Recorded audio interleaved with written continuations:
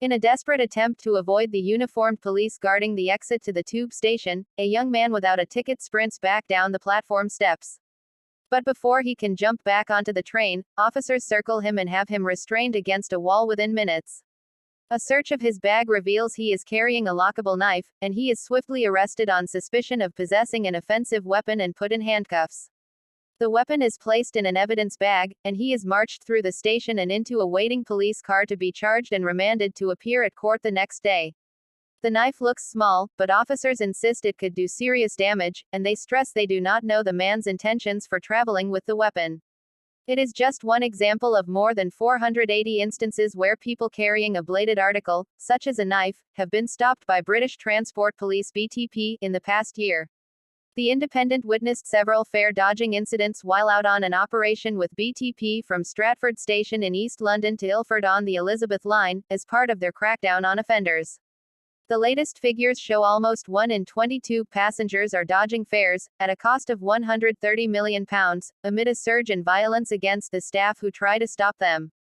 Ilford is one of many stations in the capital that has witnessed violence towards staff, with workers telling how they have been hit, spat at and subjected to racial abuse, all in the line of work. This particular station was chosen for the operation because in December 2024, a railway worker died after sustaining a serious head injury after being assaulted. Attacks on Transport for London TfL staff are not uncommon. More than 10,490 reports of work-related violence and aggression were made by TfL workers in 2023, 24th a 5% increase on the previous year. Frontline staff deal with members of the public on a regular basis, and we know that they do face a disproportionate level on occasions of verbal abuse, and at its worst, that can escalate to physical violence, Superintendent John Lovelace from BTP tells The Independent. There's always a sense of fear or concern that you just don't know who you're dealing with, what they've got on their persons, whether that be a knife or something else, or just how they're going to behave and react to you, he adds. The busy transport hub of Stratford, the fifth busiest station in the UK in 2023-24, has a huge footfall, and before officers even start their operation, they rush off to deal with drunk and disorderly passengers and several instances of antisocial behavior. As we interview a worker, a group of teenagers are causing disruption by running around and vaping on the platform. When they refuse to cooperate with police, one is physically restrained, pinned to concrete floor of the platform, and can be heard yelling as police speak to them. As we move onto the platform, a man guzzling a beer as he carries bag full of more alcohol is stopped for carrying an open container of alcohol, but he escapes a fine. Fare dodging is described as a gateway-level offense by officers on the operation, who say that while not all fare evaders are criminals, most criminals will avoid paying. Within 20 minutes of getting off the Elizabeth line train to Ilford, police stop the young man with a knife. Soon after, another man approaching the barrier sees police and confesses he does not have his Oyster card with him.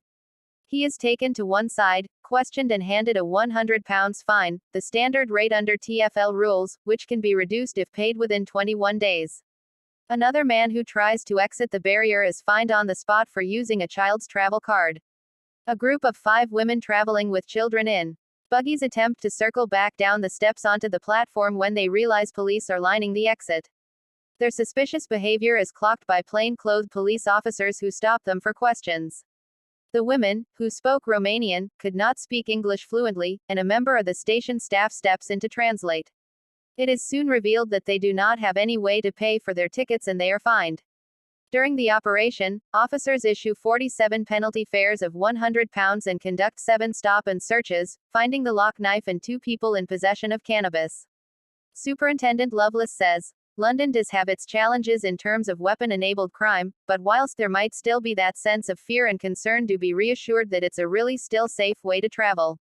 We like to use the phrase that, whilst you may not always see us, it doesn't mean that police are not always there.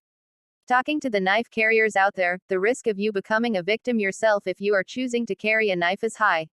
You put yourself and others at significant risk, and ultimately it can result in a life-changing injury or death. More than 55,000 knife crime offences were recorded in England and Wales in the year to September 2024, according to the Office for National Statistics. British Transport Police recorded the biggest percentage increase of knife crime offences logged out of all UK forces last year, increasing 33.6%.